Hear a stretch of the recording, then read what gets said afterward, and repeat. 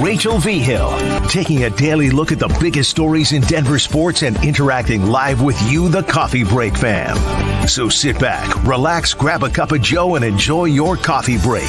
Here's your host, Rachel Vigil. Hello, everybody. A thunderstorm is happening outside of my house currently. I've got some miso soup in a Colorado State mug. It is a good Monday to be talking about all of the drama around Javonte Williams. Also, the fact that Adam Schefter says that a 2-week, 18-week NFL season could be coming very, very soon. Also, we need to talk about the Terrell Davis situation that's just breaking right now. He got pulled out of a United flight in handcuffs. We'll touch on that a little bit, but happy Monday. Plenty to dive into. We'll start with Javonte Williams because I feel like that's where a lot of Broncos country is very involved in what's going to happen, because there's been a lot of talk about, can Javonte Williams actually get cut from the Denver Broncos? Like, is that something that could actually be a reality this year? And I've heard lots of people talk about it. I've talked about it myself on how he just doesn't look to be the same Javonte Williams, right? We all remember the 2021 season and Javonte Williams is carrying guys on his back and he looks like a stud and he's going to be the next great running back. And then, of course, he goes down with an ACL tear, a grade 3 ACL tear. So nothing just like, oh, got hurt. Not that any injury is ever like that, but something that literally destroyed everything inside of his knee. And yet here we are still talking about Javonte Williams, how he hasn't been able to bounce back. I'm going to give my personal opinion about if I actually think Javonte Williams could possibly get cut. But let's dive into some of the things that are leading me to think however I am thinking. And let me know in the comments if you think he's going to get cut after all of the things you've heard, or if you think no matter what, Javonte Williams is safe, he will be running back number 1. But we got to go back all the way to 2021, all right? Because Javonte Williams was a stud. Like I said, everybody was excited about him. He was carrying guys on his back. He was getting yards after tackle. He was a stud, and he was so much fun to watch. We go back to his stats at the time. 17 games played, 203 carries, 903 yards, 4.4 yard average, 4 touchdowns, 2 fumbles on the year. So not terrible. I mean, you would probably expect a little bit more when it comes to the touchdowns, although it just says touchdowns, not even H in there, but don't mind that typo. Rush yards over expected, NFL ranking 50th, plus 91. First downs over expected, plus 6. The yards after contact / carry, 3.9. That's where I feel like a lot of people came in. Even though he was only ranked 7th, it feels like a lot of the talk was about Javonte Williams and how he was able to carry so many people. So you look at that, again, 203 carries, 903 yards. Almost, we talk about receivers having 1,000 yards, right? Like, it's always such a big deal of, oh, this guy, 1,000-yard receiver. That's how you know that he should be wide receiver number 1 type thing. But here's what's really impressive. Javonte Williams has always been in a running back by committee situation. Always. He was with Melvin Gordon. Now he's been with Samaje Perine. He's always had to share the ball. So the fact that he's still putting up numbers like that in 2021, that's why everyone was talking about him, because he was so exciting to watch. Then we flash back, and of course, it comes after his first year back, after a grade 3 knee ACL tear. It's just not good at all, okay? That's a bummer. It was so sad that we ended up losing him. But 16 games played, 217 carried, 774 yards still, 3.6 average, 3 touchdowns, 0 fumbles. Javonte Williams did not have a bad year last year, but he still didn't look the same. And that's where I feel like a lot of the talk has been about Javonte. I saw him out at minicamp and OTAs just a few weeks ago. Something felt off about Javonte Williams. It was like he couldn't fully trust his knee yet, where we kind of expected that last year. It was like he's getting back into it. Sean Payton has even touched on this of like, he's got to take some time. Like year 2 is usually when you see a player really be able to bounce back. It's not year 1, it's year 2, which is a huge bummer for us and Tim Patrick, the wide receiver for the Denver Broncos, because you want to see him be able to go out there and just be the Timmy P that we all knew he was. Probably not going to be like that. Probably not going to see a whole lot of Timmy P this year. I might be completely wrong on that. He could be everything of their game plan, and Cortland Sutton's not even a part of this team. Who knows? But for Javonte Williams, this is finally his year to actually bounce back, which is why I do not believe, despite everybody else talking about it, if Javonte Williams could actually get cut by the Denver Broncos, I don't think that that's going to happen at all. I think Javonte Williams is safe in that number 1 position when it comes to the Broncos. Yeah, is Jaleel McLaughlin an absolute stud? 100%, but he's still really young. Samaje Perine, is he going to be in the mix? Probably. He's looked actually pretty solid out at camp every single time I've seen him. He looks like a big back, maybe put on a few pounds too, which of course can only help him probably. But he also just has to be like a pass blocker. Like that's essentially to what a lot of these guys have to do. Yeah, they get a lot of touches, but they've also got to be able to be a really good blocker. Javonte Williams will be on the team. And if not, I guess I'm owing a lot of people coffee because I'm placing my bets right now on that. I do think he'll be on the team, and everyone talking, myself included though. So like, let me make sure I'm putting myself out there.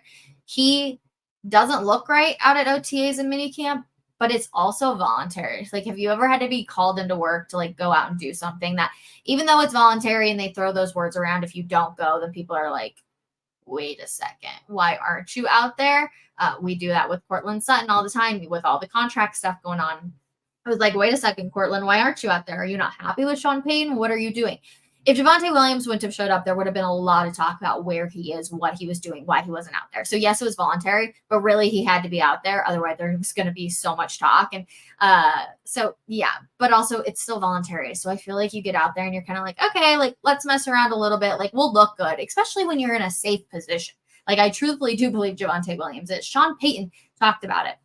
Then like this is year 2. Like that's when we really see these guys shine. He's not saying that if he thinks that he's going to go cut Javonte Williams right off the bat.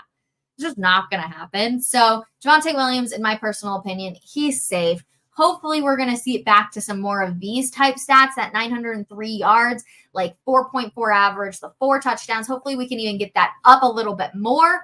But yeah, I think Javonte Williams will be safe. I think that it's just some of the talk right now because he doesn't look the same. And I'm not going to sit here and say that he does. He does not look the same, but hopefully he's able to get back a little bit. I see a lot of the comments coming in. And this is true. He hasn't looked right in OTA still. He hasn't. He looks like he's still a little conscious about his knee, but maybe that's just, I don't want to get hurt in practice. Like once I get out there, let's go. Let's fully test this thing out. And we saw a lot of that when it came to the season last year. The more the season went on, the better Javonte looked. I think there is a mental game that you have to play with all of this. And so, yeah, he hasn't looked good, but I think he'll be able to get back out there and hopefully be better. And I do think he will be a part of the team this year. Let's see. Yep. Year 2 after Javonte Williams' knee surgery, he will be back this year to his old self or he'll be cut. Totally agree with this. If he can't get back there or he can't look good, he can't be a running back number 1, then they'll release him next year. But this year's not going to be the one. They're going to keep him. They're going to see what he's able to do and come back there. Here's the thing. And the Broncos know this. They're not the Super Bowl contender team this year.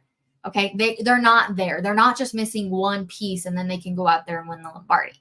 It's a long season. It sucks to talk about. They're not there yet. If they were, I don't know. I think they'd be hunting just like the Ravens did for Derrick Henry. They'd be hunting for a running back to get out there and be able to help them.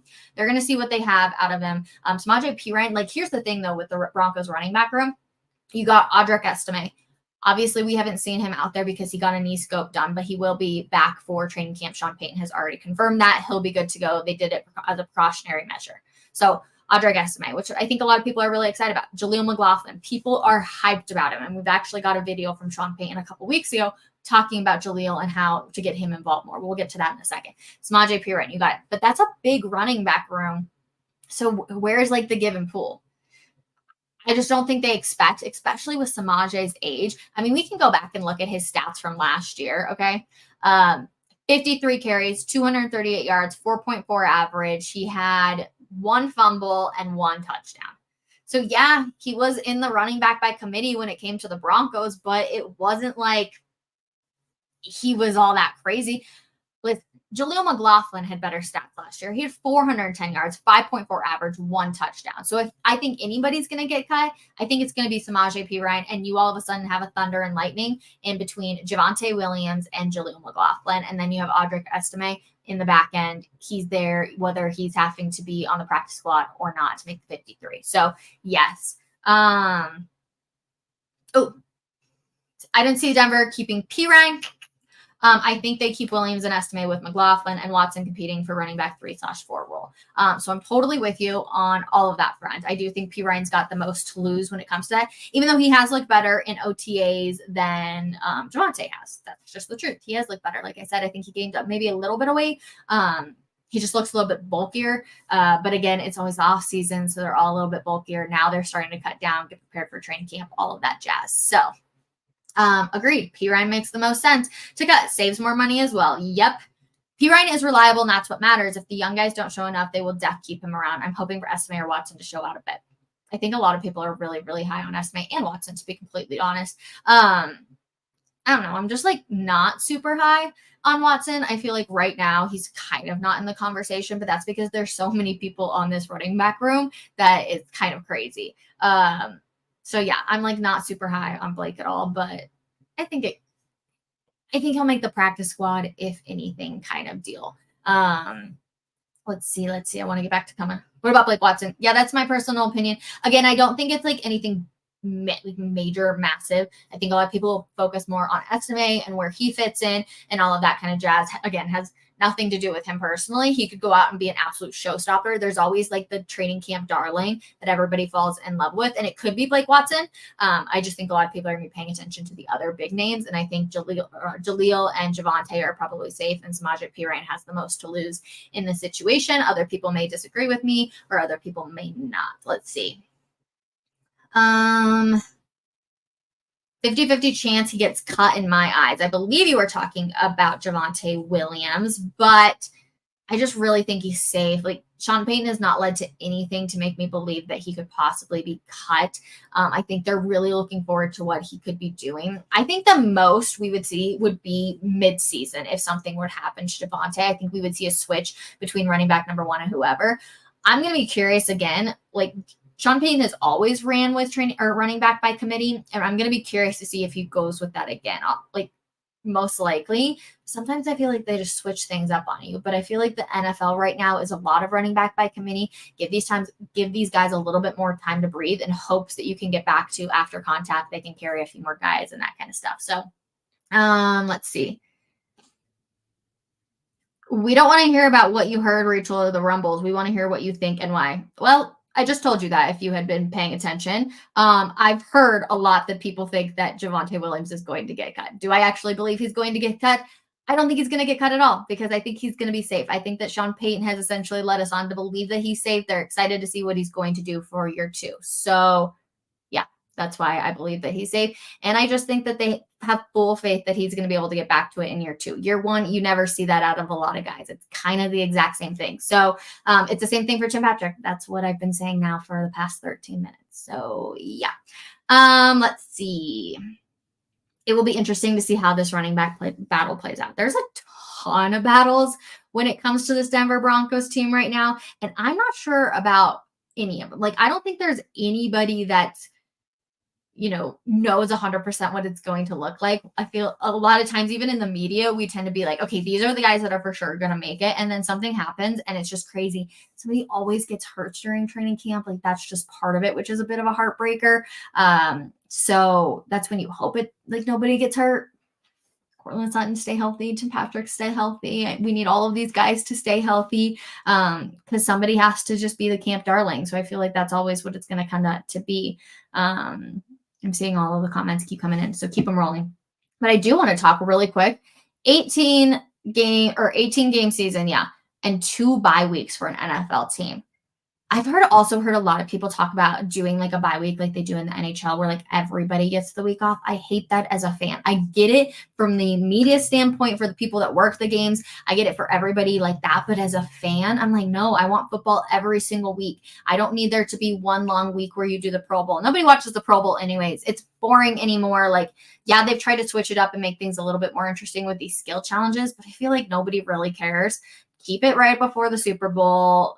Then you guys still have like a little bit, but I don't like it. I do like having the Super Bowl be the weekend of President's Day, and then you have that Monday off. Like, that would be really cool about it.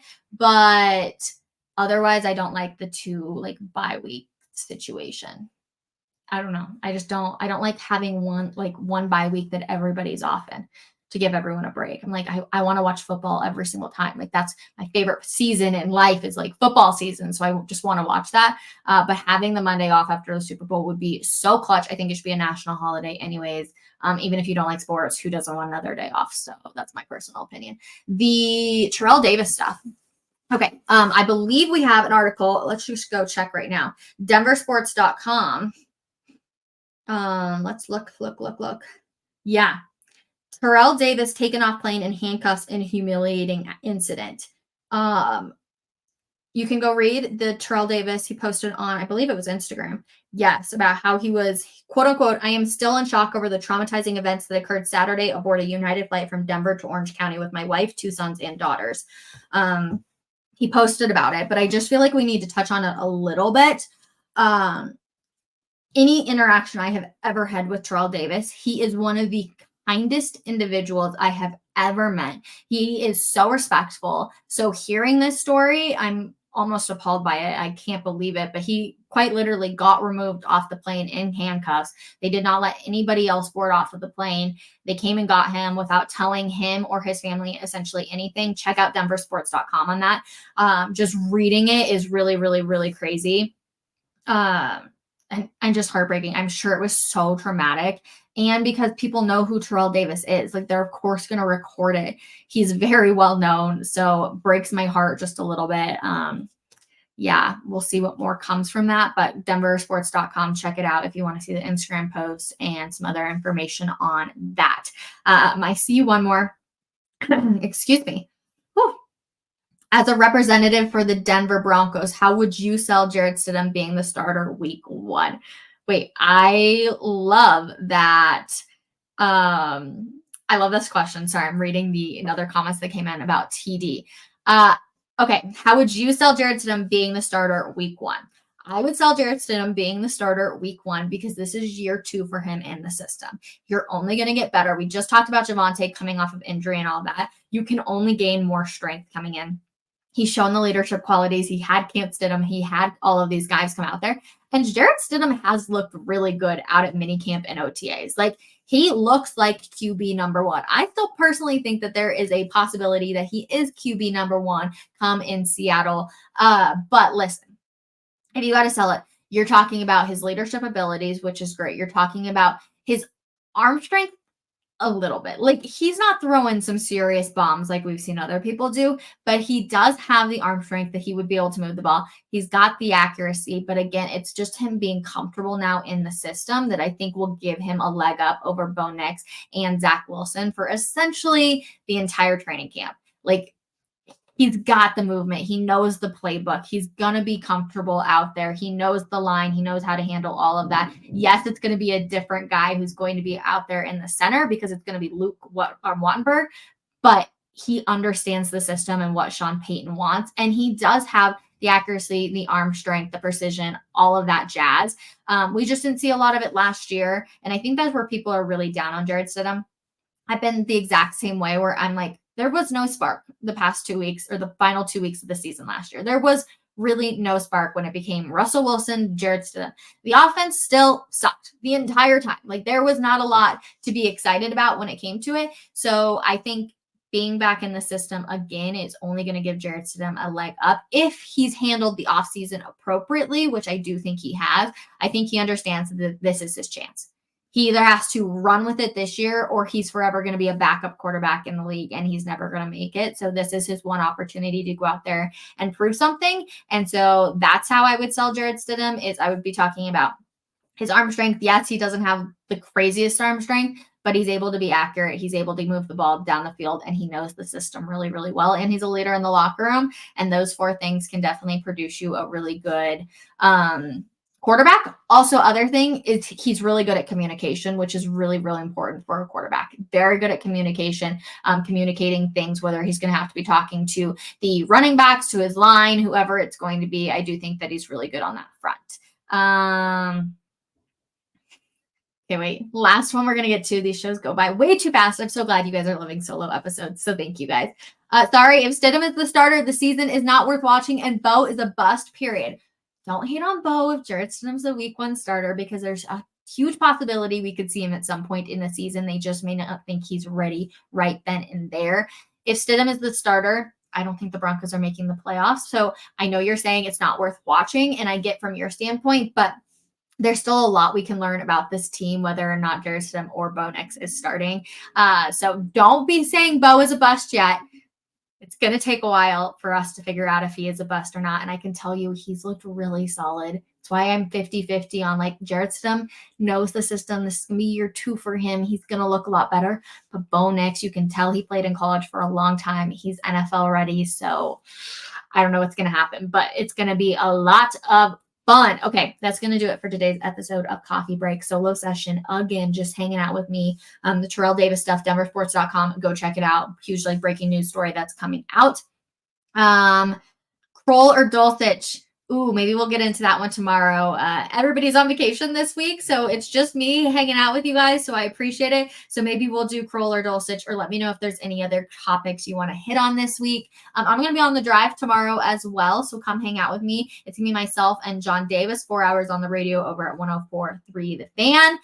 Love Coffee Break. Thank you. Thank you. I hope you guys had some coffee. I did not have coffee today, but I did have some miso soup, and I don't know if you guys can hear the thunder going on behind me, but it's going a little crazy. So I'm excited to open up my window, listen to the thunder a little bit. I love thunderstorms, and then chat with you guys. So I appreciate you all so much, and we will see you guys in the next one. Again, drop some comments that you would love to be able to talk about this week, and we'll see you guys later. Bye, everybody.